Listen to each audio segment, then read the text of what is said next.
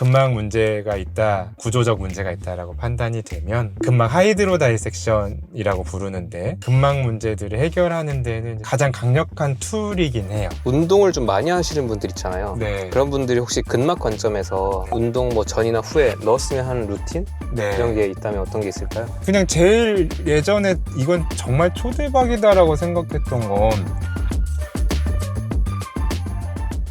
근막을 풀었을 때 자율신경이 회복된다고 네. 볼 수 있잖아요. 네. 이런 것들이 뭐 불면증 또는 만성피로, 어떤 긴장 네. 이런 것들에 도움을 준다고 보시나요? 확실하게 준다고 봅니다. 현장에서 많이 보세요? 네, 현장에서 많이 보고 있습니다. 그럼 보통 이렇게 오셨을 때 진료할 때 네. 어떤 분들이고 어떻게 진단해서 어떻게 처방까지 하세요? 보통 다발적인 증상을 가지고 있는 경우가 더 효과를 잘 보세요. 그러니까 내가 뭐 피로만 있어, 뭐 혹은 불면만 있어 이런 게 아니라 뭐 나는 불면이 있는데 두통도 같이 있어. 네. 근데 소화불량도 있어. 네. 뭐 혹은 나는 피로가 있는데 항상 요통을 달고 살아. 아, 근데 뭐 예를 들면 등에는 항상 막 땀이 많이 나. 뭐 이런 식으로 다양한 장기의 이상으로 좀 표현되는 분들이 2개 이상 항상 제가 평가하는 거. 예를 들면 눈부심 같은 것도 있거든요. 눈부심도 있어요? 그러니까 눈이 너무 햇빛을 못 보는 거예요. 그런 경우가 되게 잘 듣고요. 이런 경우에 이제 제가 우선 자율신경 검사를 이제 심박변이도 검사를 우선 보고 HRV. 예, HRV를 보고 이제 이 사람이 좀 어느 정도 수치를 보이는지를 보는 이유는 그게 절대값은 아니고 이 사람의 변화를 기록하려고요. 데이터를 계속. 그래서 좋아지는 걸 보여드려야 되니까. 그리고 저도 그거를 봐야 제가 이제 끌고 갈 수가 있는 부분이 있죠. 제 스스로도 저를 끌고. 그래서 이제 그거를 검사하고 필요한 분들은 기본적인 기능학 혈액 검사를 좀 하고요. 어떤 검사 하세요?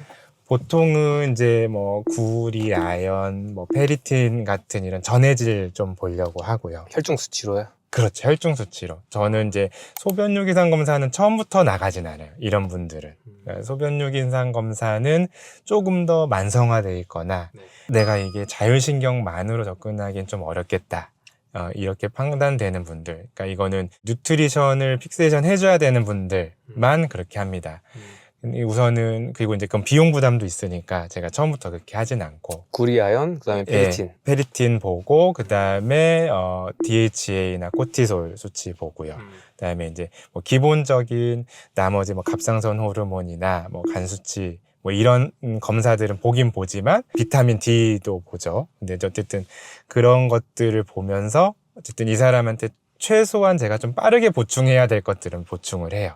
비타민 D는 자율신경 관련해서 어떤 것 때문에 보시는 거예요? 이거는 실제로 근육하고의 연관성이 많은데 저 요즘 비타민 D 공부하고 있는데 근육 건강에 너무 중요하더라고요. 그렇죠. 예. 근데 아직 그 밝혀진 게 많지는 않아요. 밝혀진 건 있으나 네. 아직 그 정론으로 안 간 영역이 그죠. 있더라고요. 정론은 안 갔는데 저는 근육에 되게 중요하게 많이 보고 있습니다. 결국에 우리가 자율신경 기능이 떨어진다는 거는 미토콘드리아의 기능과 떨어뜨릴 수가 없는 건데 왜냐하면 여기에서 에너지를 만들어 줘야 돼 얘도 그렇게 되는 건데 쥐어 짜는 상황이 되는 거니까 자율신경에서 에너지가 없으니까 왜냐하면 이제 우리 몸에 에너지가 많다라는 건 이 케파를 내가 이제 누릴 수 있는 영향이 된다는 거고 에너지가 생겨야 몸이 덜 불안해지거든요. 실제로 몸은 예측하게 돼 있잖아요.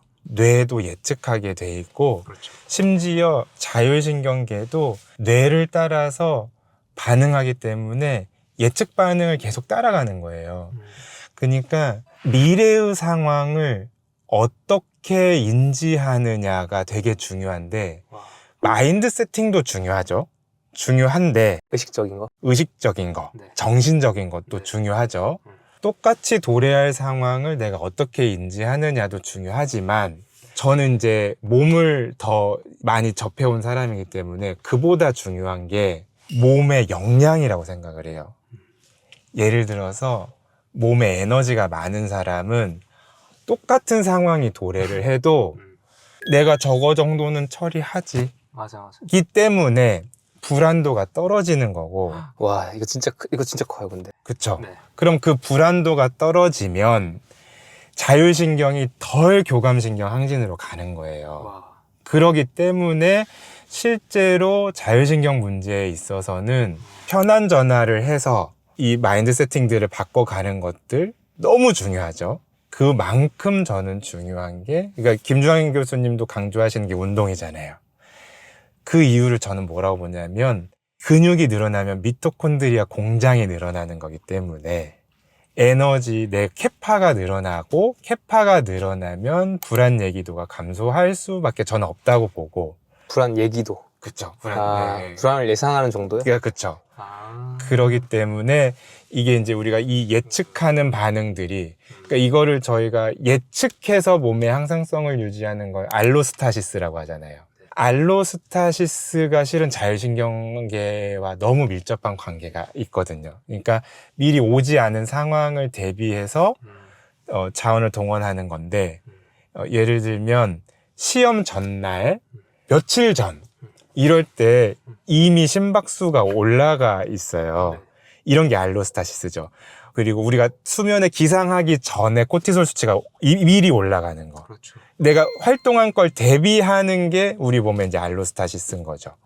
근데 이게 이제 뭐 불과 뭐 몇 시간, 며칠 이런 알로스타시스도 있겠지만 실제로 이제 긴 뒤의 일들을 계속 불안하게 예측하면 이거는 자율신경이 계속 과항진되고 그러면 이런 상황이 반복되는 걸 알로스타틱 부하라고 하죠.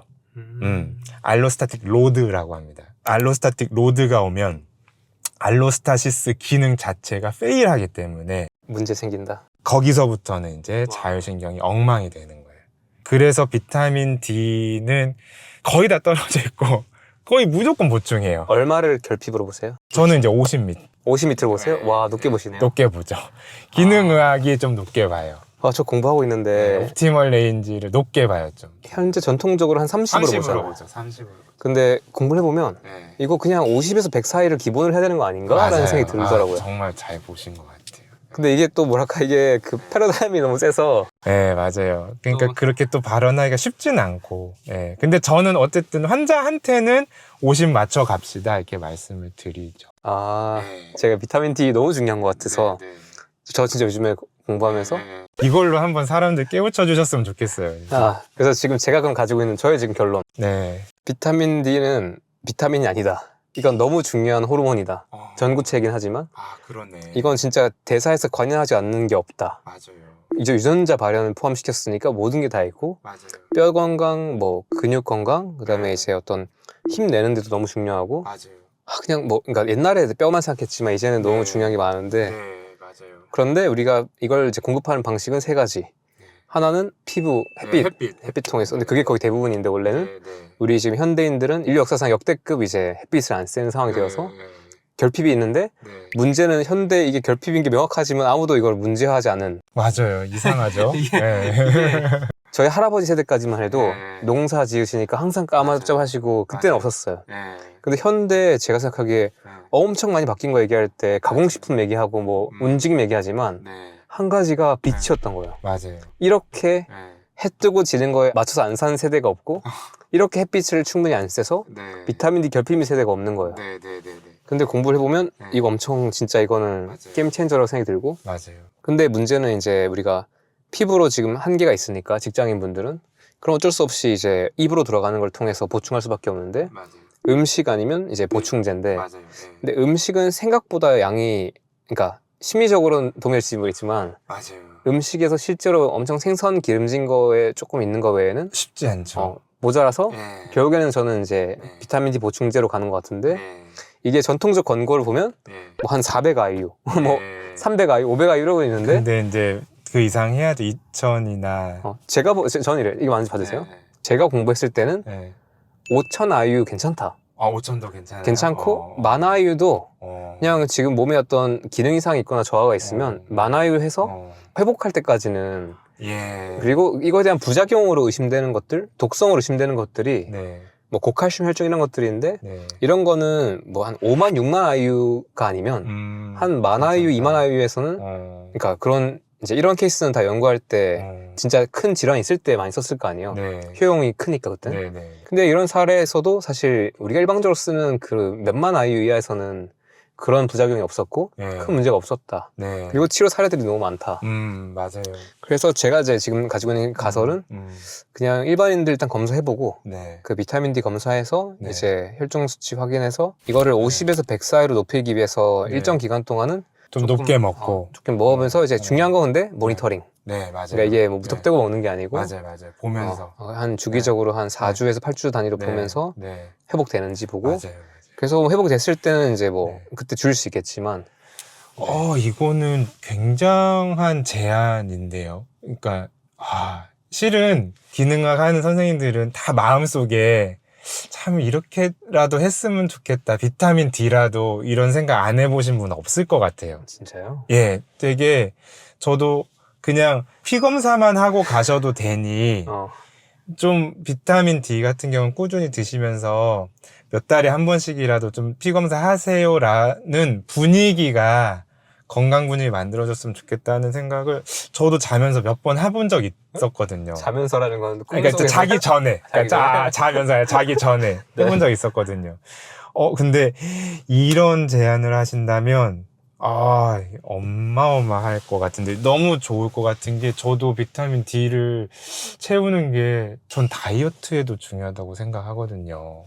되게 중요하다고 생각해서 근데 그럼 그런 경우에는 사람들한테 이제 영양제를 이렇게 사서 드시라고 해요? 비타민 D3는 일반적으로 구매하는 제품들도 나쁘지 않으니 네. 흔히 뭐 좋다라고 얘기하는 뭐 쏜리서치나 뭐 이런 아이허브에서 좀 네. 이런 것들을 확인하고 사시거나 혹은 그냥 우리나라에 있는 뭐 그냥 뭐 종근당이나 광동제약이나 이런 빅브랜드의 제품들 드시는 것은 중국산 이상한 회사 것만 잘 안 드시면 D3 정도는 저는 나쁘지 않다.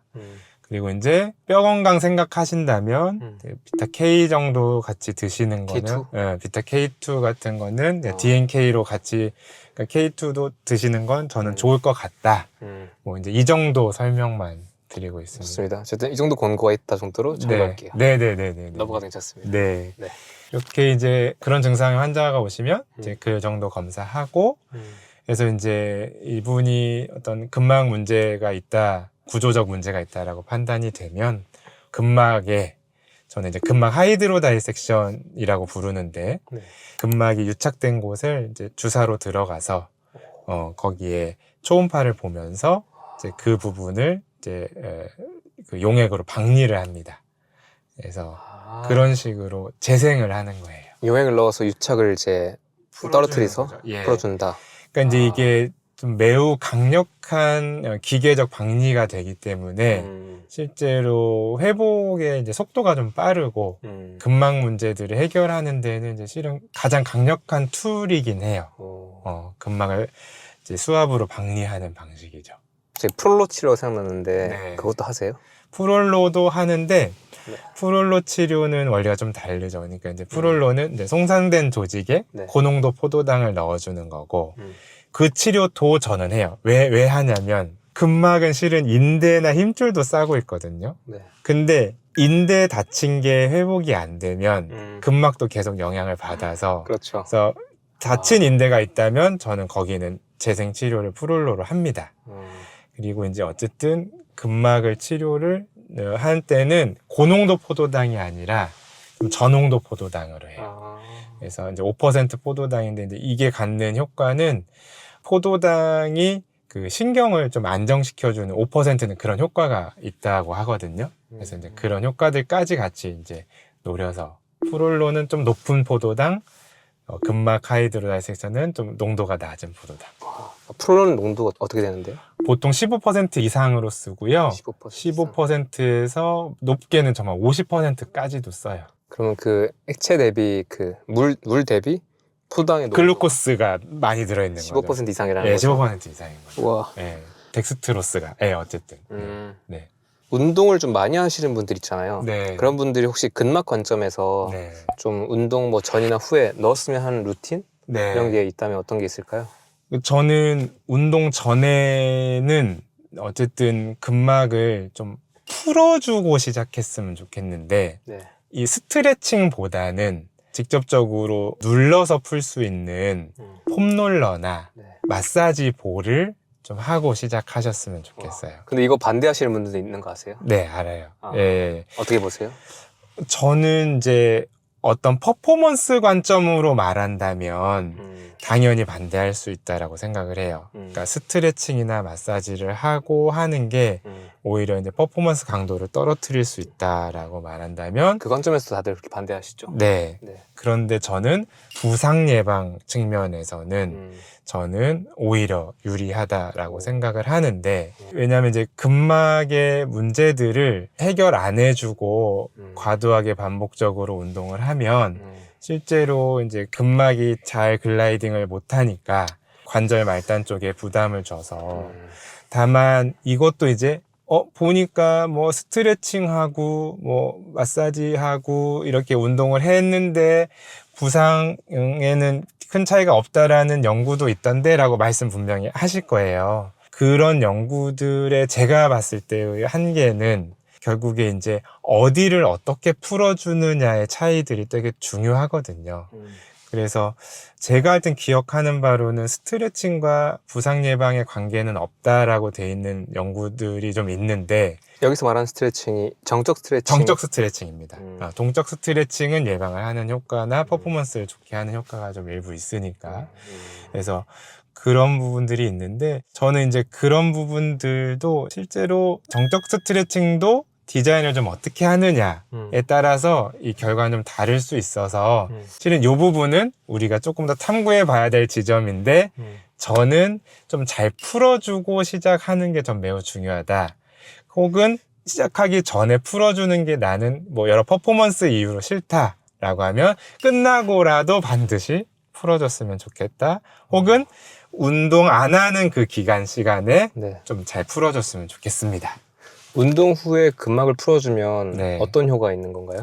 지금 내가 이 문제가 생긴 근막들이 젖산이 쌓여가지고 자꾸 pH는 내려가고, 그러면 근막의 히알루론산은 점점 더 뻣뻣해지고, 그러면 이 뻣뻣한 상태가 오랫동안 갈 수 있는데, 그러면 이제 다른 데로 이것들이 텐서그리티처럼 장력들이 일종의 번지듯이 다른 물가에 영향을 줄 수 있는데, 이거를 빠르게 해소해 줌으로써 그런 근막이 한 부위가 뻣뻣해짐으로써 나타날 수 있는 연쇄된 문제들을 이제 예방하는 거죠. 와, 네네. 회복도 빨라지고. 회복도 빨라지고요. 네. 그래서 네. 진짜 보디빌딩 하시는 분들은 운동 끝나고 나서 또 이제 네. 폼롤러 하시더라고요. 그렇죠. 폼롤러 하시고 뭐 그라스톤으로 다른 사람이 밀어주기도 하고. 끌 같은 거로. 끌 같은 거. 예. 네. 그런 게 진짜 의미가 있구나. 네. 근데 제가 아까 든 생각이 하나가 뭐가 있냐면, 마사지 볼로 해주는 거 있잖아요. 네. 저는 이게 효용이 클 수 있는 맥락이 뭐냐면, 네. 현대인의 상황인데 네. 직장인분들은 진짜 하루 종일 앉아 있어요. 맞아요. 걷지도 않았고. 네.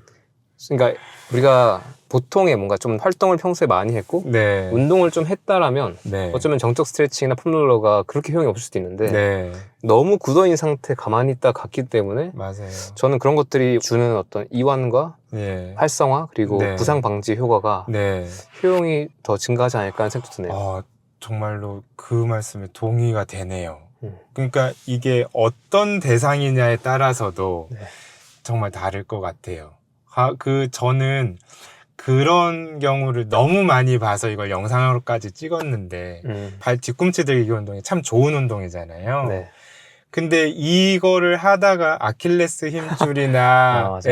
뭐 다른 종아리 근육 문제, 맞아. 다른 문제들로 오는 외래 환자가 너무 자주 보다 보니까 이미 근막을 하고 있으니 야 이거는 영상 한번 찍어야 되겠다. 그러니까 말씀하신 것처럼 아무것도 안 하다가 갑자기 이제 뒤꿈치 들기는 어렵지 않으니까 이걸 이제 정말 열심히 하신 거예요. 그러니까 이제 그 부하가 계속 걸려가지고 힘줄이 이제 그렇게 염증 생기고 찢어진 분도 있고. 그래. 예. 그러니까 우리가 너무 이제 안 쓰던 것들을 이제 네. 하다 보니까 어쩌면 인간이 원래 했어야 되는 기본적인 것들조차 너무 네. 어려워진 상황이 됐죠. 네.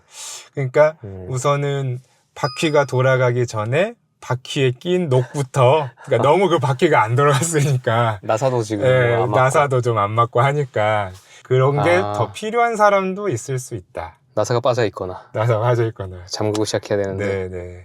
그리고 그 뇌혈류, 뇌척수액 또는 림프 마사지 네, 네. 이것들에 대해서 언급하셨는데 네. 이게 어떤 것이고 어떤 효과가 있는지 궁금합니다.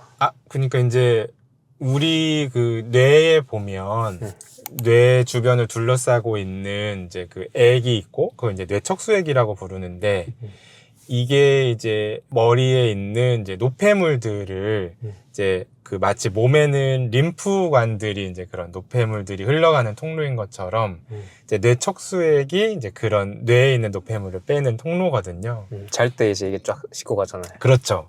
그거를 이제 우리가 그 글림프 시스템 혹은 글림파틱이라고 이제 부르는, 그래서 몸에는 림파틱 시스템, 머리에는 이제 글림파틱 시스템인 건데 이게 이제 계속 뭐 이것도 다 안 밝혀져서 계속 그 경로들이 나와요. 그래서 이제 두 개 저에 있는 이제 경로가 밝혀졌었다면 뭐 작년인가 재작년인가 밝혀진 거는 이제 그 비강 쪽으로 또 지나가는 그런 뇌척수액이 정맥으로 들어가는 경로 중에 하나가 코 어디요?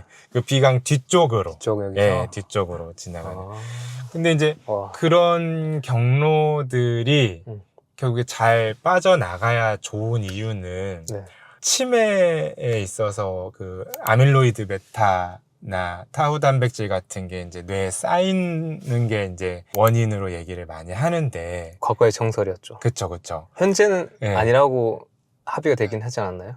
이게 과거에 이제 그런 뇌퇴행성 질환의 핵심 기전으로 나와 있었다가 지금은 이제 물론 그것도 포함되지만 그것만은 아니다라는 게 제가 알고 있는 최근 부분이에요. 그쵸. 그러니까 저는 이제 전혀 관계 없다가 된 줄 알고 그렇진 않아요. 그러니까 그런 부분들이 어쨌든 씻겨져 나가야 되는 부분은 있기 때문에 그래서 이제 그런 부분들을 씻겨 나가는 시스템이 글림파틱 시스템인 거고 그래서 그게 잘 빠져나가게 하는 데 있어서 배출량이 얼굴을 이렇게 가볍게 문질러 주는데 뭐 이걸 한 5에서 10분 정도? 괄사 같은 거? 그보다는 가볍게. 손으로요? 네, 손으로. 근데 이제 이게 얼굴을 많이 움직이고 자주 웃고 하는 것만으로도 또 자극이 된다.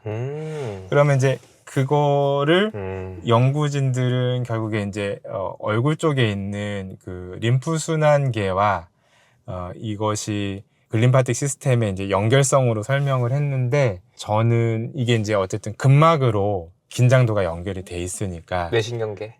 뇌신경계도 마찬가지고 그 림프 배출이라는 것이 그래서 이제 그런 영향이 뭐 있을 거라고 저는 생각을 하는데 저도 자세한 메커니즘을 말할 수 있는 능력은 없지만 어쨌든 뭐 밝혀진 어쨌든 현상은 얼굴을 문질렀을 때 뇌척수액 배출의 양이 증가한 거죠. 그건 팩트라는 거죠. 예, 그건 팩트라는 거죠. 그래서 그러면 그 우리 아침이나 저녁에 이제 그 얼굴에 뭐 바를 때 있잖아요. 그때 저희 어머니가 하시는 것처럼 이렇게 톡톡톡 치고 이렇게 마사지 해주는 너무 게 좋은 거죠. 그게 뇌 건강에 도움이 될 수 있다. 도움이 될 수 있다는 거죠. 그냥 그게 내린 결론인 거긴 하죠. 네. 진짜 어머니 말씀 다 잘 들어야 돼. 맞아요. 맞아요.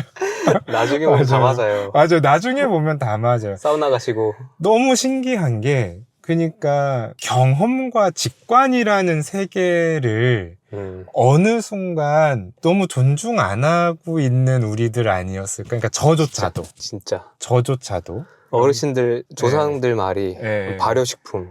그러니까. 이런 것들 어떻게 알았어? 심지어 옛날에 목욕탕에 원적외선 사우나 있었어요. 그러니까 옛날에 그냥 사우나 있었지만 원적외선 사우나 있었고 어르신들 그 냉탕 온탕 왔다 갔다 하셨고 저는 그냥 제일 예전에 이건 정말 초대박이다라고 생각했던 건 애들 체하거나 토하면 등 두드려 주잖아요. 거기가 이제 흉추 교감신경 레벨이니까 거기가 뭐 7번, 8번, 9번이겠죠. 어떻게 되는 건데 그러면?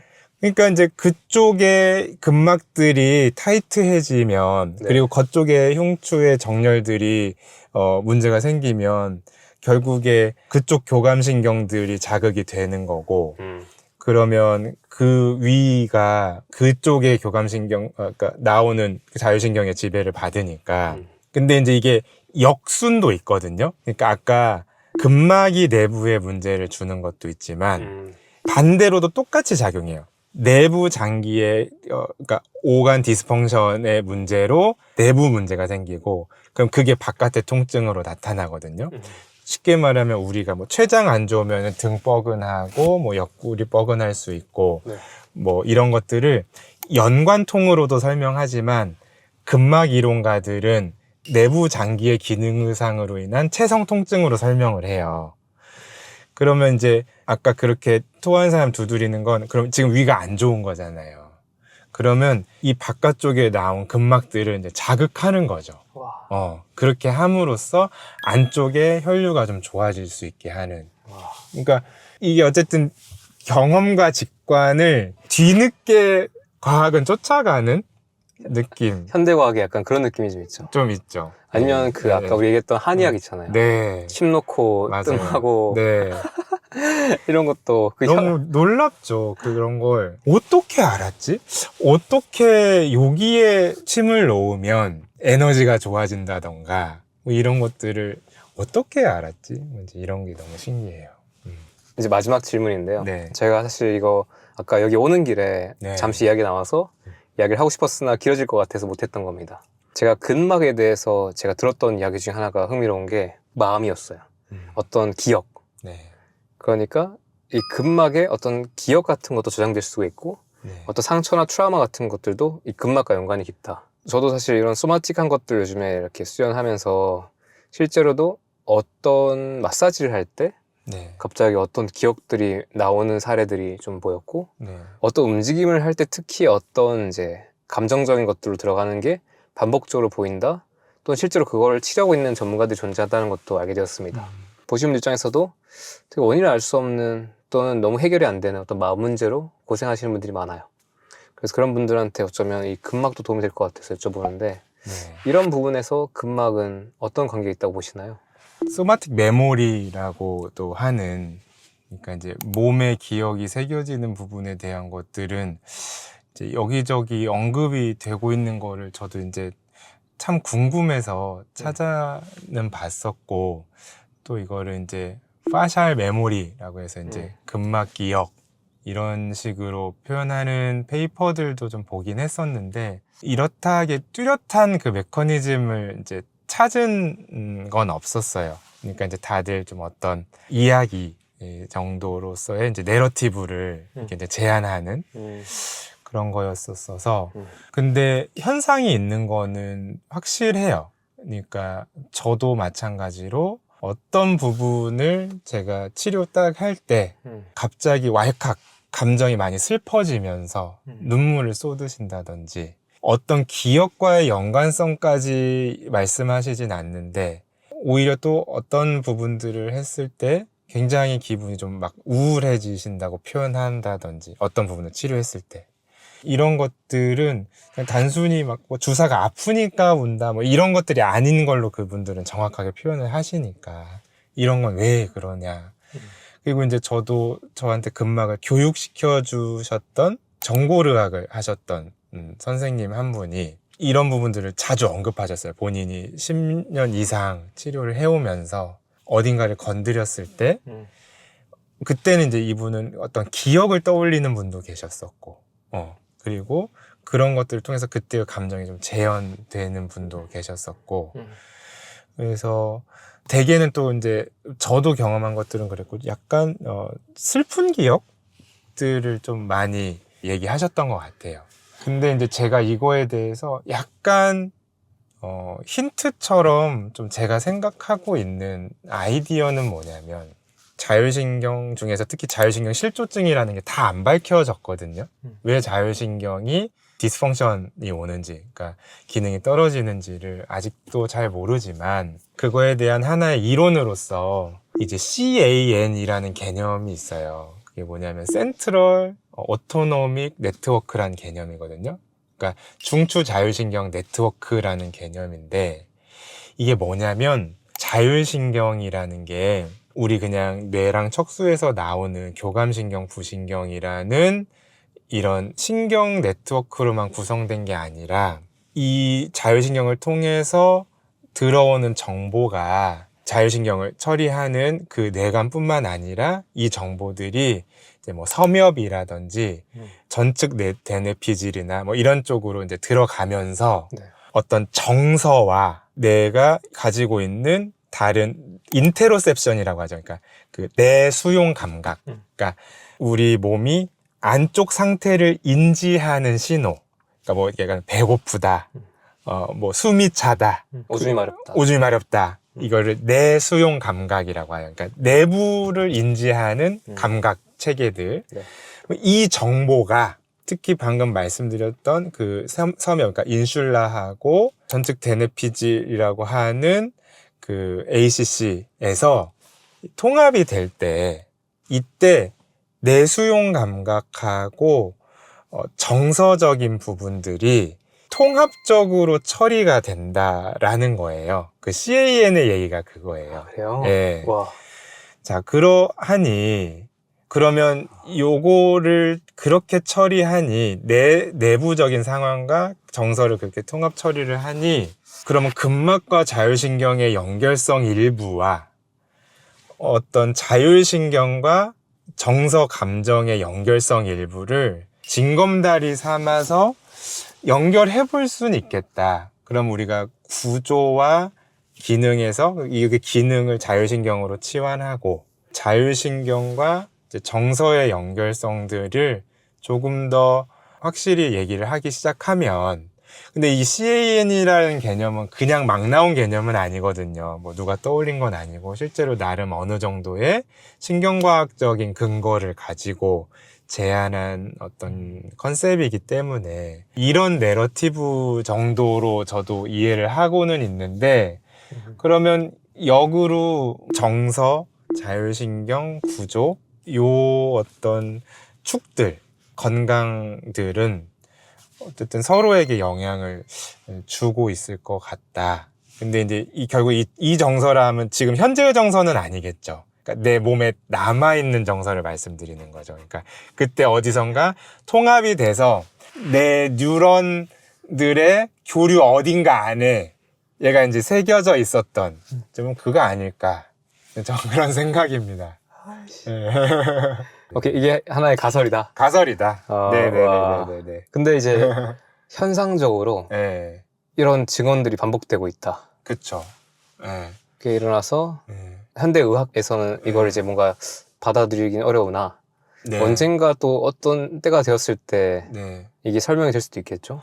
근데 이제 100% 안 받아들이진 않을 것 같은 게, 그러니까 완전히 받아들이기는 어렵지만 저는 언젠가는 무조건 받아들이고 그리고 입증도 될 거라고 생각은 하는데, 지금도 일부는 받아들일 수밖에 없는 게 우리 PTSD 있잖아요. 외상 후 트라우마 장애의 치료를 여러 방식으로 하지만 그 치료 중에 정말 효과가 확실하게 입증된 게 자율신경을 치료하는 방법인데, 이게 이제 제가 말씀드린 근막으로 자율신경을 치료하는 방법이 아니라 네. 우리 그 목에 보면 성상신경절이라고 해서 네. 교감신경이 이렇게 얼기설기 이렇게 모여있는 터미널 같은 데가 있어요. 거기를 국소마취제로 마취를 시켜버려요. 그러면 일정 시간 교감신경 톤이 확 떨어지겠죠. 네. 근데 성상신경절 차단술을 했더니 PTSD 증상이 완화가 돼요. 이거는 진짜 논문이 많아요. 최겸님도 한번 찾아보시면 되게 많이 나올 거예요. 자, 그러면 너무 신기한 얘기가 되는 거죠. 아니, 트라우마 기억 때문에 생긴 여러 가지 증상들을 교감신경을 차단했다고 이게 증상이 완화가 되다니. 그러면 어쨌든 트라우마가 교감신경을 문제를 생기는 것도 일부 맞을 거고, 교감신경의 과항진이 이것을 되먹임으로 계속 문제 생기는 것도 맞을 거라면, 이거의 어떤 링크는 저도 있을 거라고 생각을 하는 게, 뇌 어딘가에서는 자율신경 반응과 정서를 어쨌든 통합 처리하는 부분이 있지 않을까? 좀 이런 생각은 해볼 수 있지 않을까? 그러면 충분히 가능할 것도 같아요. 그래서 제가 지금 감각하는 어떤 저의 미천한 어떤 감각, 예측, 가설은 뇌라는 건 어떻게 보면 우리가 CPU라고 생각했는데 모니터일 수도 있지 않을까라는 생각 들어요. 그냥 그럴 수도 정말 있겠다. 어쩌면 진짜 그러니까 물론 뇌에 신경계가 많기 때문에 모니터만은 아니겠지만 그러니까 사실 이게 온몸이 다 온몸이 CPU. CPU다. 그러니까 여기서 사실 램 다 있고 네. 여기가 컴퓨터 본체만이 아닌 거였어. 네. 그냥 내 생각에 맞아요. 진짜 장이랑 심지어 네. 빠샤까지. 근데 이게 네. 말이 안 돼 보이지. 그러니까 제가 그런 얘기를 근막 연구회라고 제 강의를 들으신 분 중에 종종 하는 제 뭐 의견이나 이런 거를 듣고 싶은 분들이 들어오라고 한 그 카톡방이 있어요. 네. 150여 명 뭐 이렇게 있는 자리인데 뭐 거긴 의사, 물리치료사, 트레이너 이런 분들이 와 계신데 제가 그분들한테 이런 얘기를 한 적은 있어요. 뇌를 이식하면 그 사람이 원래의 이 사람이 절대 못 된다. 왜? 근막을 이식 안 했기 때문에. 라고. 물론 이제 장을 뭐 빠뜨린 것도 있고 하겠지만, 실은 장만이겠어요? 그러니까 근막은 그만큼 우리 몸에 안관을 하는 데가 없기도 하지만, 저는 여기가 신경계의 여러 시그널에도 당연히 관여하니까, 절대 뇌만 이식해서 이 사람이 동일한 사람이라고 인식할 수는 없다. 근막 이식 안 하면. 저 이제 그런 말을 한 적은 있어요.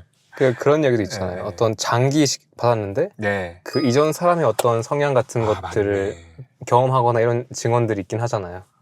그러니까 그것도 이제 그건 장기지만 우리 보통 뇌 중심으로만 보니까 맞아요. 뇌만 성격일 거라고 생각하는데 그러니까 이게 너무 재밌는 게, 뭐 꼭 방송이라고 생각 안 하고 말씀드리면. 자, 여기는 사실 네. 다이어트 과학자 책임이라고 하지 마시고 네. 여기는 어떻게 보면 이제 네. 그 가설들을 네. 이제 늘어놓고 한번 이제 네. 검토해보는 브레인스토밍 하면서 네. 얘기하는 아주 검증되지 않은 자리입니다. 뇌 중심으로 본다 이 메시지도 너무 크다고 생각을 하는 게, 자, 결국에 우리가 인체를 보는데 현대의학이 계속 세부 장기로 나누는 식으로 지금도 가고 있어요. 네. 외과, 내과 구분하더니 내과도 심장내과, 류마티스내과, 소화기내과 뭐 이런 식으로 내분비내과로 구분하기 시작했고, 내분비 내과 안에서도 뭐 당뇨 파트가 있고 뭐 다른 파트가 있고 뭐 이렇게 갑상선 쪽이 있고 뭐 이렇게 나눠요. 또 그 중에서도 뭐 연령대별로 뭐 고령을 주로 보느냐 뭐 이제 이런 식으로 계속 그렇게 가다 보니 장점도 있지만 단점은 말씀하신 것처럼 어떤 한 장기만 보는 거잖아요. 그러니까 뇌로만 본다라는 그 표현하신 것처럼, 그러니까 몸을 전체적으로 보는 관점을 잃어가고 있는데, 오히려 이제 그 부분들이 어떻게 보면은 의료 바깥의 압력, 그러니까 오히려 최겸님처럼 어떤 기존의 학설들을 내가 봤을 때는 안 맞다. 그 처음에 딱 그런 것들 메시지를 주신 거잖아요. 우리가 칼로리 얘기하는 거 아니다. 그런 것처럼 그렇게 이제 용기 있는 사람들, 그러니까 외부에 이런 압력, 그리고 이제 내부에서 각성한 사람들, 그러니까 그런 것들이 결국에 그거가 뭔가 새로운 길인 줄 알았더니 이미 동양의 의학과 뭔가 이런 인도나 이런 전통에서는 이미 다 몸을 전체로 보고 있었던 거야. 예를 들면 기능의학에서 생활 습관이 중요하다고 말하는 것도 이미 한의학에서 보면은 먹는 거 이거 피하시고 뭐 이제 물론 그 피하는 종류가 좀 다르긴 하지만 어쨌든 맥락은 전 같이 한다고 보거든요. 뭐가 당신에게 맞고 안 맞고라는 체질의학도 기능의학이 어떻게 보면 방식이 다르고 내용이 다를 뿐이지 이미 다 있었던 거죠. 그러니까 저는 그게 아까 말씀하신 것처럼 우리 몸도 다시 원래 거를 찾아가는 것 같다라고 하는 거랑 비슷하게, 우리가 아무리 또 이제 결국에 기존에 이거는 이상해 라고 해서 새롭게 길을 내는 것처럼 보이는데 결국에 또 옛날에 있었던 거고, 참 그런 게 신기해요. 너무. 네. 우리 몸에 이미 어떤 지혜들이 다 있었다. 있어서. 우린 다시 그거를 이제 다시 걸음마듯이 알아가는 단계인 것 같고요. 네. 어쨌든 이야기의 결론은 그럴 것 같아요. 어떤 상처, 어떤 과거와 트라우마, 큰 트라우마, 작은 트라우마 있을 것이고 해결되지 않는 감정 문제, 네. 이렇게 해도 저렇게 해도 안 되는 감정 문제 있는 분들, 그런 분들은 결국 우리가 뇌를 제외한 몸, 네. 여기를 안 다룰 수는 없다. 맞아요. 그리고 거기들을 우리가 돌보고 네. 활성화하거나 고치고 치유하는 과정에서 네. 그런 것들이 자연스럽게 치유가 일어날 수도 있다는 가설이 있다. 맞아요. 반대로 그런 거 없이 단순히 가만히 앉아서 명상하는 것만으로, 가만히 앉아서 그냥 음식 바꾸는 것만으로 그런 것들을 치료하는 게 좀 네. 속도가 늦을 수도 있다는 생각이 들어요. 그럴 수 있다고 저는 생각합니다. 네. 그래서 결국에는 네. 요즘에 제가 또 느끼는 거는 이제 예전에 제가 했던 이야기랑 요즘 다르게 좀 가는 부분들은 다르지 않죠. 확장하는 부분들은 네. 많이 움직이시고, 맞아요. 구조 몸 진짜 많이 잘 쓰시고 운동 많이 하시고 네. 많이 걸으시고 네. 근육량 늘리는 거 좋긴 한데 막 네. 거기 집착하지 마시고 네. 다양한 기능적 움직임들 맞아요. 하시고 사람들이랑 네. 같이 어울리시고 맞아요. 스킨십 많이 하시고 맞아요. 많이 웃고 네. 좀 이렇게 노시고 쉬시고 네. 이런 거 많이 해야 된다. 네. 그래야지 뭔가 네. 어디선가 풀려나간다. 맞아요. 저도 조심스럽지만 정말 그런 최겸님이 다다르신 지점에 일부에 저도 좀 생각이 계속 이제 거의 다 가고 있는 것 같고, 잘 움직이고 잘 만져주고라는 이제 저는 표현을 쓰는데, 이제 말씀하신 것처럼 그게 전문적 만짐이 아니어도 된다. 네. 예. 친밀한 릴레이션십 이런 것들이 뭐 다양한 방식인데 그게 스킨십이어도 좋고, 또 저는 심지어 이제 이것도 무슨 저런 말도 안 되는 소리를 하나 할 수 있겠는데, 눈빛도 그죠? 예. 그죠? 또 말투도 그죠? 결국에는 그게 사람을 만지는 게 될 수 그렇죠. 있으니까 그죠? 그렇죠. 음악도 맞아요. 목소리, 음악 맞아요, 다 맞아요. 이런 진동들이 예. 진짜 다 우리랑 그렇죠. 어떻게 예. 작용하는 게 명확해요. 맞아요, 맞아요. 그래서 이제 그런 릴레이션십이 되게 중요한데, 만약에 그걸 너무 뾰족뾰족하게 하는 것은 또 이렇게 상처가 되니까 어쨌든 이런 생각도 또 하게 되죠. 너무 뾰족하게밖에 못하는 상황이나 기질을 가지고 있는 분들도 있어요. 이제 그러면 그런 분들 곁에 좀 너무 굳이 오래 머무르지 마라. 그러니까 맞아. 너무 오래 머무르지 말고 거기서 내 상처를 누적시킬 필요는 없으니까, 하여튼 잘 움직이고 릴레이션을 잘하고. 그러니까 같이 있을 때 편안하고 맞아요. 이렇게 애씀이 없고 네, 되게 네. 건강한 게 뭔가 자연스럽게 일어나는 관계 속에서 있어야 맞아요. 하고, 맞아요. 이제 사람들이 실수하는 거나 네. 아쉬운 거는 자꾸 네. 그런 걸 이제 그래야 할 수도 있지만 네. 자꾸 너무 이렇게 참고 바꾸려고 하다 보니까 아. 이제 안 되는 것 같고. 잘 안 바뀌니까요.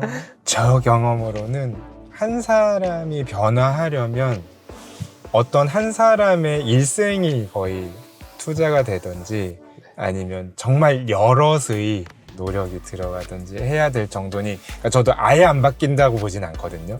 근데 그 바뀌는 부분은 굉장히 많은 에너지가 들어가서 이 사람이 죽을 각오가 아니면 쉽지 않다, 이런 생각은 합니다. 근데 이건 전혀 저희가 관계없는 얘기지만 네네네. 하지만 중요하죠. 네, 하지만 중요. 네.